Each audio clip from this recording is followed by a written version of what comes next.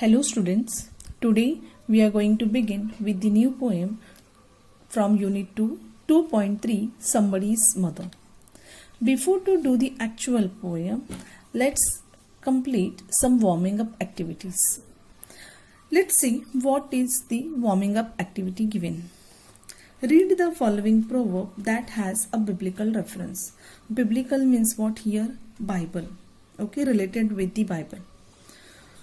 See, when proverb is given, what is the meaning of that proverb? We will try to guess. Do unto others as you would have others do unto you. Now, the meaning of this proverb is treat other people with the concern and kindness you would like them to show towards you. Understood? What is the meaning of this proverb? Now, one more proverb I am telling you. Just listen carefully. Be careful how you treat people. What you do to others has a funny way of coming back to you. Now, this way, you are going to find out 4 more other proverbs or axioms or quotations, okay, which convey the same message. Clear? Now, in warming up activity 2, some set of words are given. Study the following set of words. What are these? Check it out. Set A. Pleased, happy, joyful, ecstatic. Set B. Letter means ABCD. Word, sentence and paragraph. Children, when you observe this set of words, we'll come to know that these words are arranged in an ascending order. How ascending order? Each word shows a higher degree than the previous one. See here, pleased and happy. If you compare, if you see the word happy, which shows higher quality than the pleasing. Yes or no? Here also in set B you can observe letter means ABCD, right? ABCD makes a word, word makes a sentence, sentence makes the paragraph. So these are given in an ascending order. Now here in the below activity, we are provided with few set of words. We are going to rearrange those groups in the ascending order. Let's see. First is adult, aged, infant and youth. These are the life stages or the stages of life of a person. Am I right? So which is the first stage? Infant. Yes. Second is yes, youth. Third is adult and fourth is age. Isn't it? Next, set B. Cold, freezing, cool and chill. Here also it shows the quality of coldness. So first is cool, second is cold, third is chill and fourth is freezing. Alright students, now the C and D you are going to do. Now few more words are given. Prepare similar word chains using the following ideas. What is this word chain? Pay attention. Rain, drizzle. Again we are going to write few words related with the rain. Okay, and it should be in an ascending order. So here first is given drizzle. Then we can write the next word is shower. Yes. Now next we can write is torrent, large amount of water. And next we can write is deluge. Deluge means what? Overflowing of water. Did you observe that all these words are given or written in an ascending order? See, it's not compulsory that you must use these words. Even you can use some other different words, but it must show the higher degree than the previous one. Next is wind. Related with the wind, breeze. Even we can write windy. Then we can write typhoon. Typhoon means what? It is a kind of a storm. And then cyclone. Cyclone is itself a storm. Right? Now the other things you are going to do. You are going to write about the sunshine, warm, water bodies, pool. Smallest to biggest. Size, big. Now here the size big you are going to show from the small size to the biggest one. But all these words should show the biggest quality. For example, For example, size, no, big. Here you can write large, then huge, then gigantic. This way you are going to complete this activity. Okay, now we are going to see the actual poem, Somebody's Mother. Okay, listen students, what is the meaning of somebody's mother? First we will see that Somebody's Mother actually is written by poetess Mary To Bryan. Now it is written by Mary To Bryan is basically about somebody's mother. You know, the title of this poem implies that you will probably be reading about a mother and what she does. When you think of a mother, you think of a woman maybe in her 30s with kids who are around age 5 through 9 and possibly not afraid of anything you throw at her. That's what is expected of a mother, right?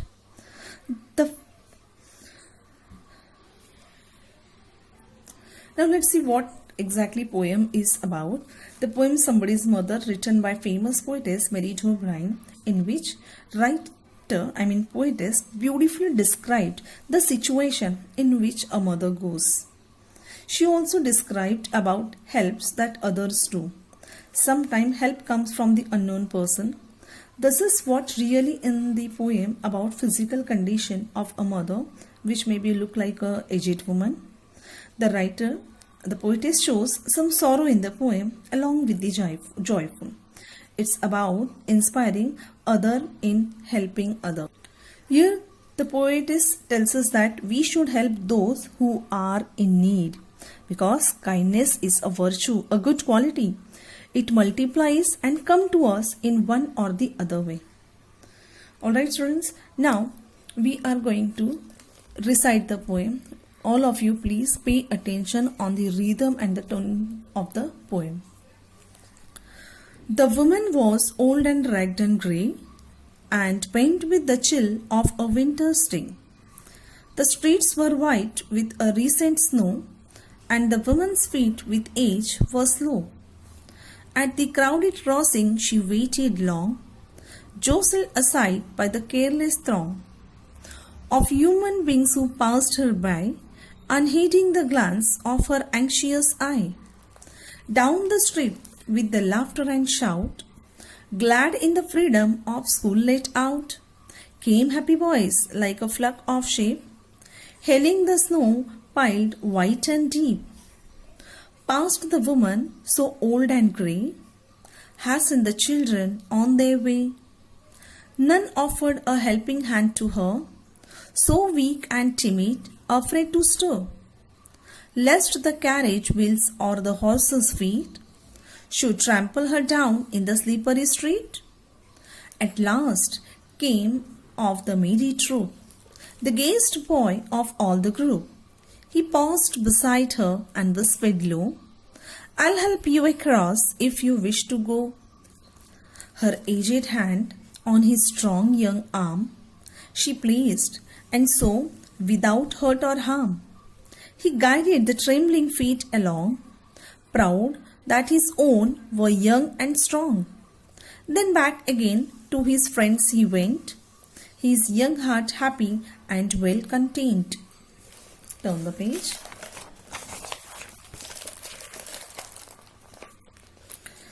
She is somebody's mother, boys, you know, for all she's aged and poor and slow. And someone sometime may lend a hand to help my mother, you understand? If ever she is old and poor and grey, and her own dear boy so far away, somebody's mother bowed low her head in her home that night, and the prayer she said was, "God, be kind to that noble boy who is somebody's son and pride and joy." Written by Mary To Bryan. Okay, let's get started. Line by line, the meaning of the poem. The woman was old and ragged and grey, and bent with the chill of a winter's day. What's the meaning of ragged? Ragged means what? Torn clothes. Grey means what? Silver or white hair. So, in these two lines, the poet tells us that the woman is as old and grey, meaning with the grey hair. She is also poor as she is dressed in ragged. Means I have already told you these are torn clothes. So the chilling weather and the old age has bent the old woman. Understood? So here the description or the physical features of the woman is given that she is very old. She had worn very torn clothes and her hair turned into the silver hair. Okay, normally a person has a black hair, but when the person grows or when the person becomes an old, his or her hair becomes silver. So here because of the chill weather, she has bent. Okay. Next, the streets were white with a recent snow and the woman's feet with age were slow. Now here in these two lines, the poet is describing the image of the streets. How the streets were? The streets were white in color. Why? Because of the snowfall, and the old woman was walking very slowly on the street. Now why she was walking very slowly on the street? Because of her old age. Alright students, now next. At the crowded crossing she waited long, jostled aside by the careless throng. Now here the old woman has reached the road crossing where she has come. Now she has come to cross the road, and it was really crowded. The road was very crowded. She waited patiently there, but no one cared for her.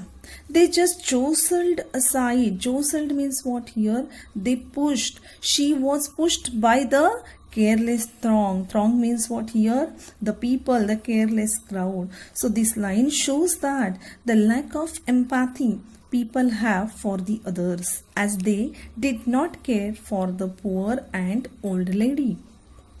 Next. Of human beings who passed her by, unheeding the glance of her anxious eye.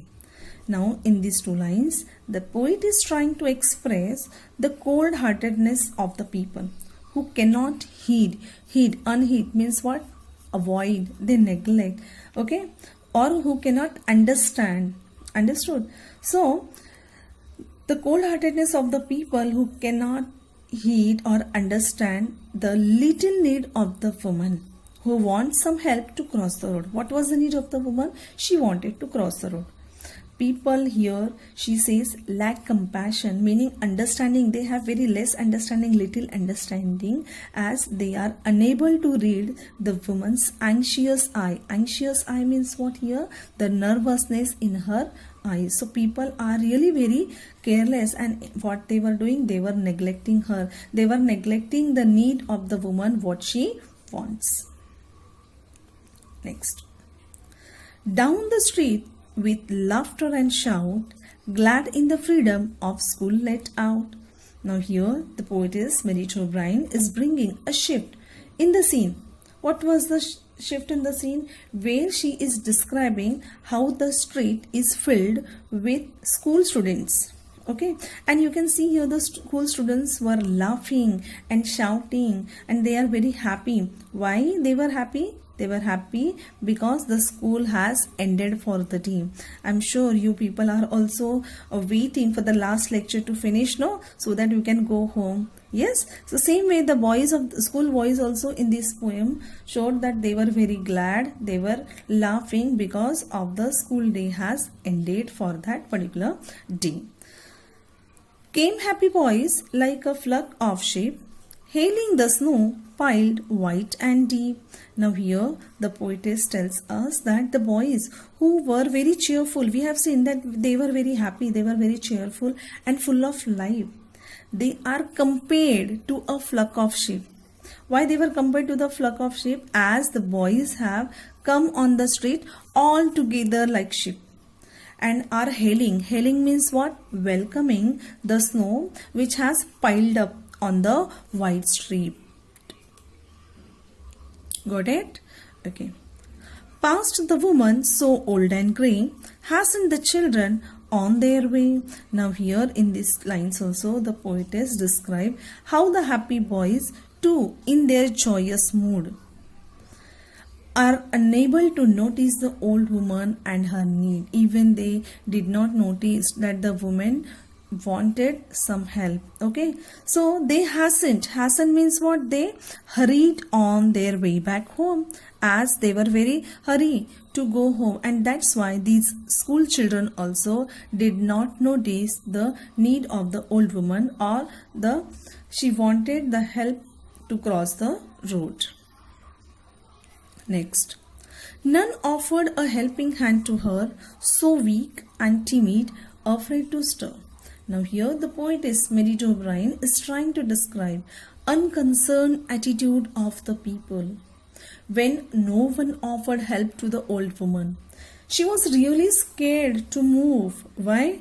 Because she was timid, she was weak, and she was afraid. Afraid means what? She was very nervous.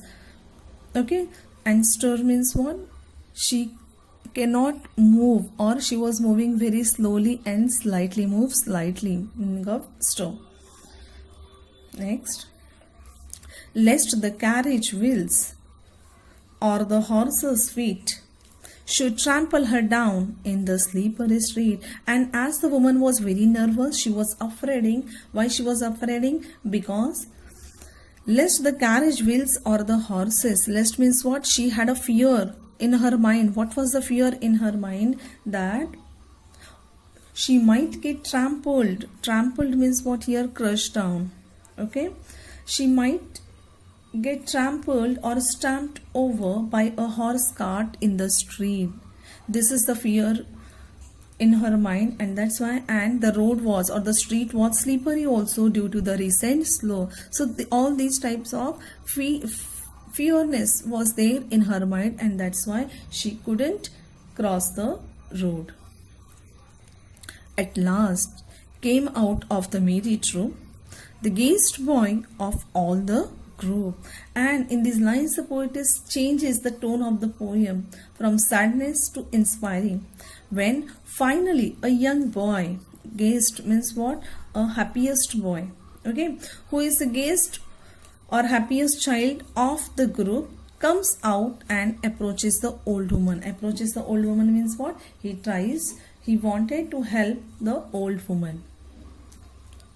He paused beside her and whispered low, I will help you across if you wish to go. And then the poetess expresses how the boy notices the troubles of the old woman, and he goes to her and whispers in a low voice. Whisper means what? Speaking very slowly, very politely. What he spoke to her, that he would help her to walk across. He was ready to help that lady to cross the road if she wished. Okay, if she wished, he was ready to help that lady, to that old woman. So the boy noticed all the troubles, the problem that the woman was facing, and he was willingly ready to help her.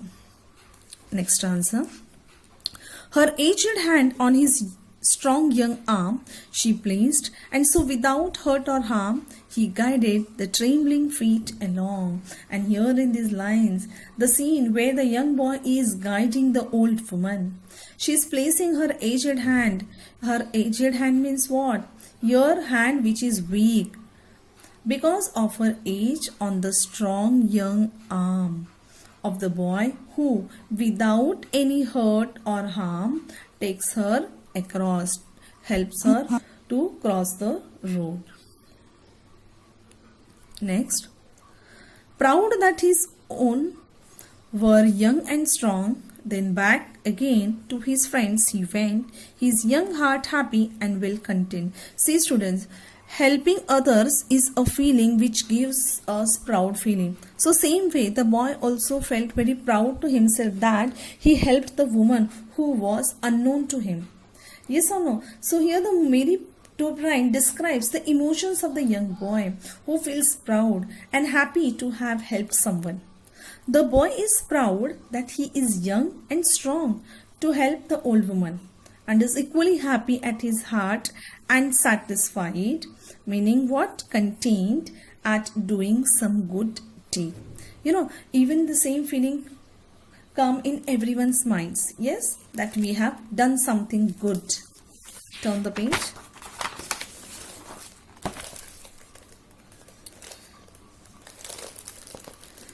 She is somebody's mother, boys, you know. For all, she is aged and poor and slow.